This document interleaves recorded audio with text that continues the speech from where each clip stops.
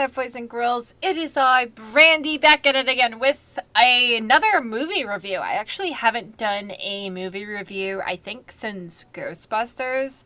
I'm going to put that up there if you haven't checked it out. I think that's the last one I did.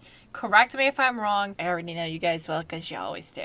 But we're doing another movie review, and the reason why I'm doing this one is because it's highly requested. We're going to be talking about Morbius. Now, all reviews and everything aside, I went into this movie optimistically because I don't like listening to reviews. I don't like listening to critics. If any of you guys follow what critics say or do, they always crap on horror movies and they always crap on superhero movies normally. And as well as like more action-y type stuff. I feel like they never like them, or they have a lot to say about them. So for those types of movies, I never go off of reviews because I don't care. But I know Morbius definitely had lots of mixed opinions, and a lot of people have been asking me for my specific opinion on Morbius. So that's why I want to give you this video. So what I'm going to do is I'm going to start with the first half of this video.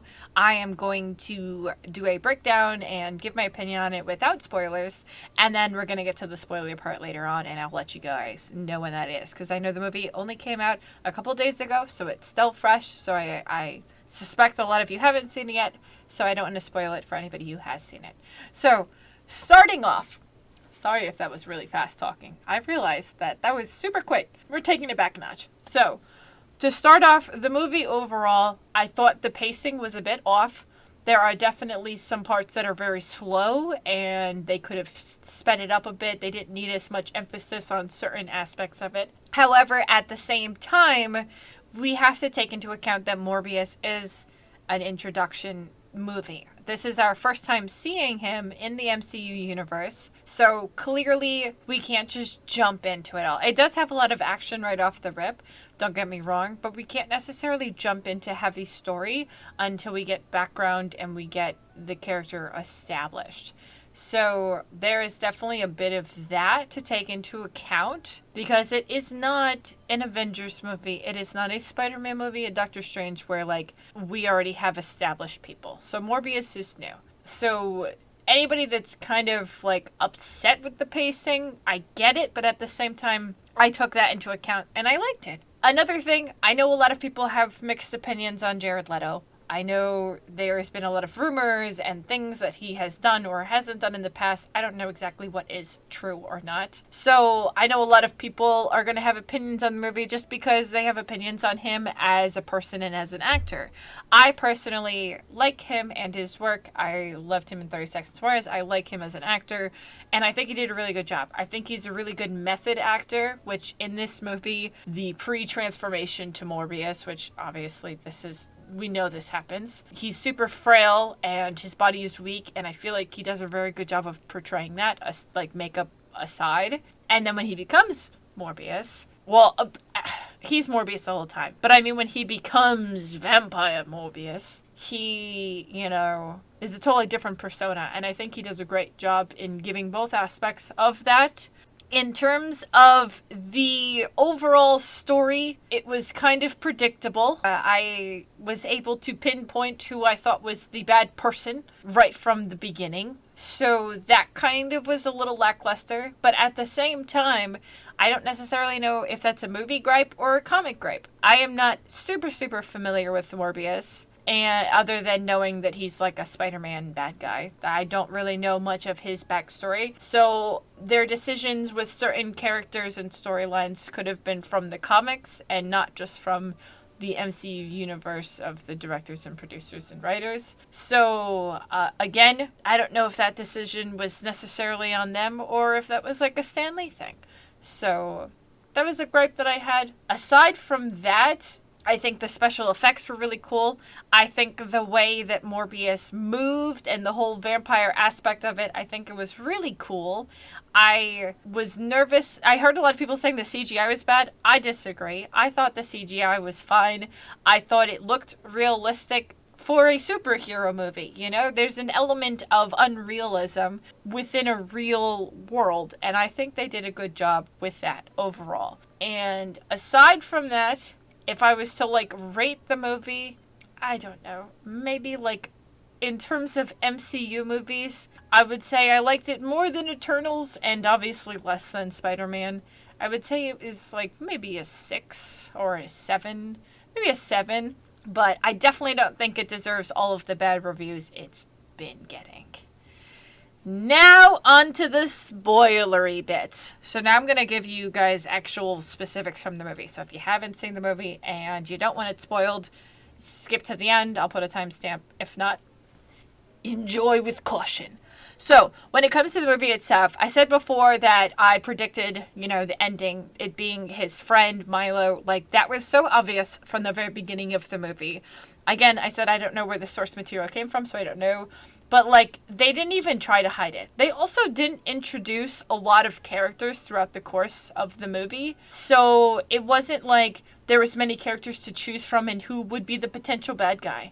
So, that kind of was weird. Aside from that, I thought most of the scenes with the detectives, when they were, trying to figure out if Dr. Morbius was the murderer or if it was Milo who was the murderer, I felt like so many of those scenes were, one, drawn out, they didn't need to be, and two, so unimportant to the overall plot of the movie, because when you get to the end and Morbius ends up killing Milo, the movie just, ends. It just ends. So, what was the point of any of the investigation or whatnot? Because, I don't know if that's going to somehow carry over to the next movie and then Dr. Morbius is going to be, hunted down. I don't know. Another gripe that I had was the trailer. More than half of the trailer, now that I've watched the movie, is a spoiler.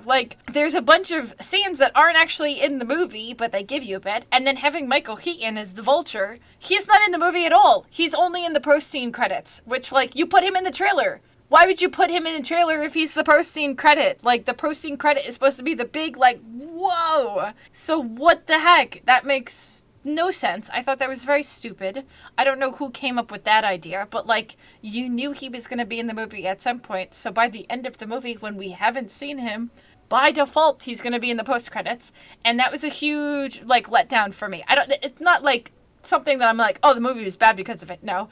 But it's a huge letdown because seeing Vulture in the credits, I was ooh, this is going to give us a really nice lead up to the connection with Spider-Man. So I was hoping that would be in the movie. And then the post-scene credits could lead to a connection with Venom or something post that we don't know. The post-scene credit was so incredibly, the two post scenes were so incredibly underwhelming. And I was so hyped for them. So that was very disappointing because I'm a huge Spider-Man fan. I really loved Venom with Carnage.